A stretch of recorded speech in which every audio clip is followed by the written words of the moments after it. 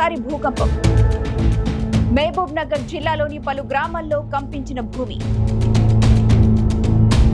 జిల్లాలోని కౌకుంట్ల మండలం దాసరపల్లి ప్రాంతాన్ని భూకంప కేంద్రంగా గుర్తింపు. తాజా ప్రకంపనలతో రిక్టర్ స్కేల్ పై 3.1 తీవ్రత.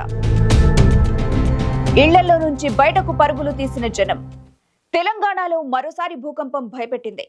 తాజాగా మహబూబ్ నగర్ జిల్లాలోని పలు గ్రామాల్లో భూ ప్రకంపనలు కనిపించాయి. దాదాపు 2 సెకండ్ల పాటు భూమి కంపించినట్టు సమాచారం. రిక్టర్ స్కేల్ పై 3.1 తీవ్రత నమోదు కాగా భూ ప్రకంపనల ధాటికి ప్రజలు ఇళ్లలో నుంచి బయటకు పరుగులు తీశారు. ఇకపోతే 2 రోజుల క్రితం 2 తెలుగు రాష్ట్రాలను భూకంపం భయపెట్టిన సంగతి తెలిసిందే. రిక్టర్ స్కేల్ పై 5.1గా తీవ్రత నమోదైంది.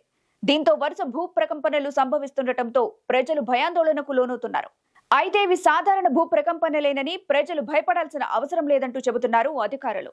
ఎందుకంటే 2 తెలుగు రాష్ట్రాలు భూకంప కేంద్రానికి చాలా దూరంగా ఉన్నాయని, కాబట్టి భారీ భూకంపాలు సంభవించే అవకాశాలు చాలా తక్కువని చెబుతున్నారు అధికారులు.